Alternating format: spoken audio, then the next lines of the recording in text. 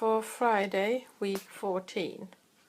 Harry Potter, Chapter 8, The Potions Master. There, look. Where? Next to the tall kid with the red hair. Wearing the glasses? Did you see his face? Did you see his scar? Whispers followed Harry from the moment he left his dormitory the next day. People lining up outside classrooms stood on tiptoe to get a look at him. Filch owned a cat called Mrs. Norris, a scrawny animal which very much looked like Filch. She patrolled the corridors alone. Break a rule in front of her, and she would run off for Filch, who would appear 2 seconds later.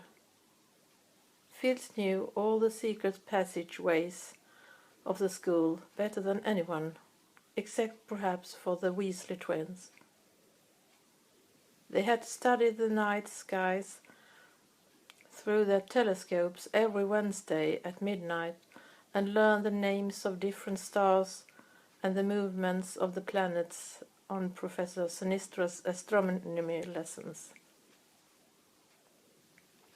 3 times a week they went out to the greenhouses behind the castle to study herbology with a witch called Professor Sprout, where they learned how to take care of all the strange plants and fungi and found out that they were useful. Professor McGonagall was different. Harry had been quite right to think she wasn't a teacher to cross. Strict and clever, she said to the first years.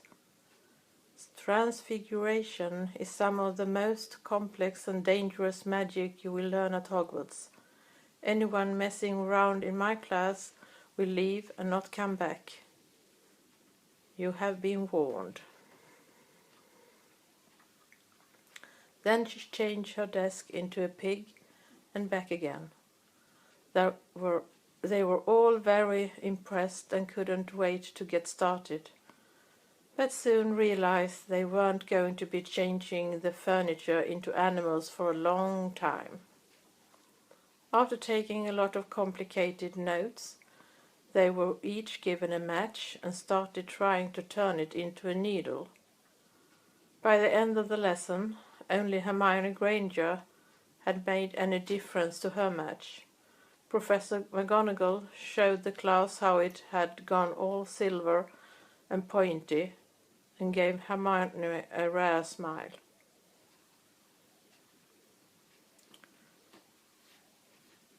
The class everyone had really been looking forward to was Defense Against the Dark Arts, but Quirrell's lessons turned out to be a bit of a joke.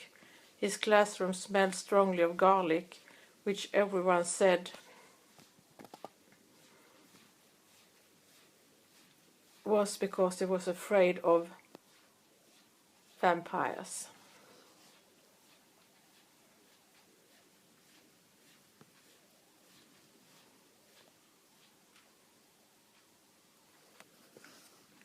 Page 2. Harry was very relieved to find out that he wasn't miles behind everyone else. Lots of people had come from Muggle families, like him, hadn't had any idea that they were witches and wizards. There was so much to learn that even people in Ron didn't have much of a head start. Friday was an important day for Harry and Ron. They finally managed to find their way down to the Great Hall for breakfast without getting lost. "What have you got today?" Harry asked Ron as he poured sugar on his porridge. "Double potions with the Slytherins," said Ron. "Snape's head of Slytherin House. They say he always favors them. We'll be able to see if it's true." "Wish McGonagall favored us," said Harry. Professor McGonagall was head of Gryffindor House, but it hadn't stopped her from giving them a huge pile of homework the day before. Just then the mail arrived, and Hedvig landed between the marmalade and the sugar bowl and dropped a note onto Harry's plate.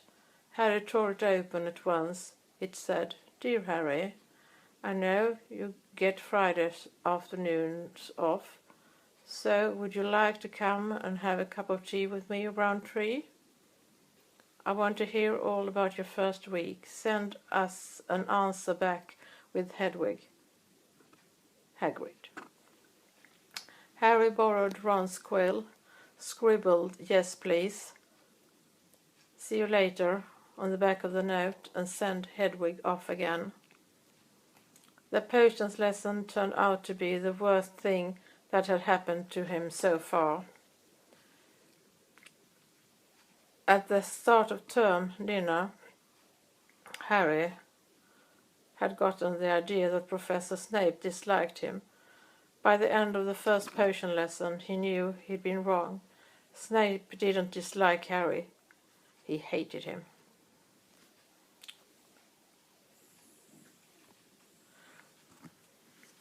Potions lessons took place down in one of the dungeons. It was colder here than up in the main castle, and would have been quite creepy enough without the pickled animals floating in glass jars all around the walls. Snape started the class by taking the roll call, and he paused at Harry's name. Yes," he said softly. "Harry Potter, our new celebrity." Draco Malfoy and his friends, Crabbe and Goyle, sniggered behind their hands. Snape finished calling the names and looked up at the class. His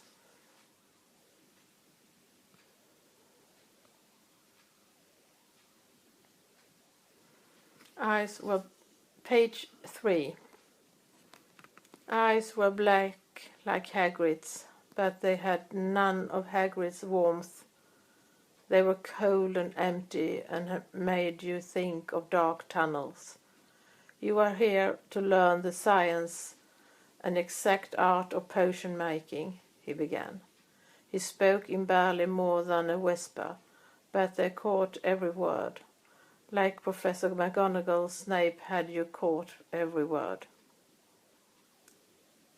Snape had the gift of keeping a class silent without effort. Don't expect you will really understand the beauty of softly simmering cauldron with its shimmering fumes, the delicate power of liquids that creep through your human veins, bewitching the mind, ensnaring the senses. I can teach you how to bottle fame, brew glory, even stopper death, if you aren't a big bunch of dunderheads, as I usually have to teach. More silence followed this little speech. Harry and Ron exchanged looks with raised eyebrows. Hermione Granger was on the edge of a seat and looked desperate to start proving that she wasn't a dunderhead. "Potter," said Snape suddenly, "what would you get if you added powdered root of asp url to an infusion of wormwood?" Harry glanced at Ron, who looked as stumped as he was. Hermione's hand had shot in the air. "I don't know, sir," said Harry. Snape's lips curled into a sneer. "Tut, fame clearer isn't everything." He ignored Hermione's hand.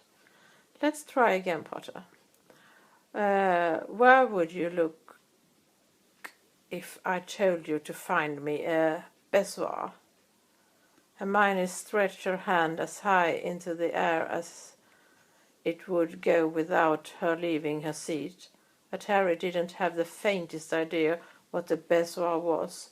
He tried not to look at Malfoy, Crabbe and Goyle, who were shaking with laughter. I don't know, sir. Thought you wouldn't open a book before coming, Potter? Harry forced himself to keep looking straight into those cold eyes. Snape was still ignoring Hermione's quivering hand. What is the difference, Potter, between Monkshood and Wolfsbane? At this, Hermione stood up, her hand stretching towards the dungeon ceiling.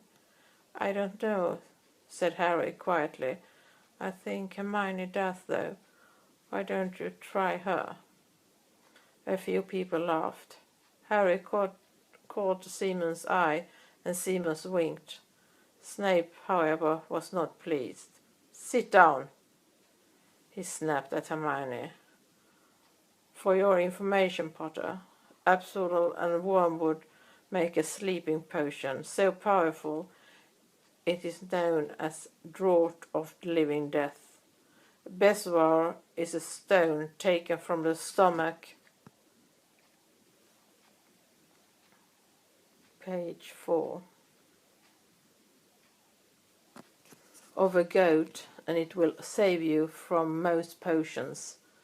As the Monkshood and Wolfsbane, they are the same plant, which also goes by the name of aconite. Well, why aren't you all copying that down?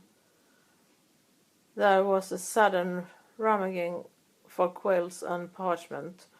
Over the noise, Snape said, and the point will be taken from Gryffindor House for your cheek, Potter.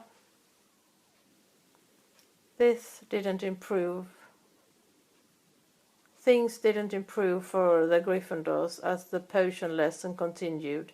Snape put them all into pairs and set them to mixing up a simple potion to cure boils. He swept around in his long black cloak, watching them weigh dried nettles and crush snake fangs, criticizing almost everyone except Malfoy, whom he seemed to like. He was just telling everyone to look at the perfect way Malfoy had stewed his horned slugs. When clouds of acid green smoke and a loud hissing filled the dungeon, Neville had somehow managed to melt Seamus's cauldron into a twisted blob, and their potion was seeping across the stone floor, burning holes in people's shoes. Within seconds, the whole class was standing on their stools, while Neville, who had been drenched in the potion when the cauldron collapsed, moaned in pain as angry red boils sprang up all over his arms and legs. Idiot boy, snarled Snape, clearing the spilled potion away with one wave of his wand. I suppose you added the porcupine quills before taking the cauldron off the fire. Neville whimpered as boils started to pop up all over his nose. Taping up to the hospital wing, Snape spat at Seamus. Then he rounded on Harry and Ron, who had been working next to Neville. You, Potter, why did you tell him not to add the quills? Thought he'd make you look good if he got it wrong, did you? That's another point you've lost for Gryffindor. This was so unfair that Harry opened his mouth to argue, but Ron kicked him behind the cauldron. Don't push it, he muttered. I have heard Snape can turn very nasty. As they climbed the steps out of the dungeon an hour later, Harry's mind was racing and his spirits were low. He'd lost 2 points for Gryffindor in his very first week. Why did Snape hate him so much? Cheer up, Ron said. Snape's always taking points off Fred and George. Later, Harry and Ron went to Hagrid's cabin for tea. They sat down at the table, and Harry picked up a piece of paper that was lying on the table, cutting from the Daily Prophet.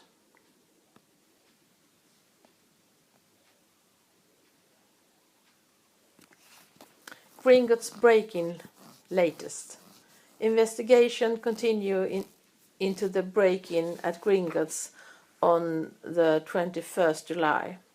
Widely believed to be the work of dark wizards or witches unknown. Gringotts goblins today insisted that nothing had been taken. The vault that was searched had in fact been emptied the same day. But we are not telling you what was in there, so keep your noses out if you know what's good for you, said a Gringotts spokesgoblin this afternoon. Harry remembered Ron telling him on the train that someone had tried to rob Gringotts, but Ron hadn't mentioned a date. Hagrid, said Harry, that Gringotts break-in happened on my birthday. It might even been happening while we were there. There was no doubt about it. Hagrid definitely didn't meet Harry's eyes this time. He grunted and offered him another rocky cake. Harry read the story again. The vault that was searched had in fact been emptied earlier that same day. Hagrid had emptied vault 713, if you could call it emptying, taking out that grubby little package. Had that been what the thieves were looking for? As Harry and Ron walked back to the castle for dinner, Harry thought that none of the lessons he had so far had given him so much to think about as tea with Hagrid. Had Hagrid collected the package just in time? Where was it now?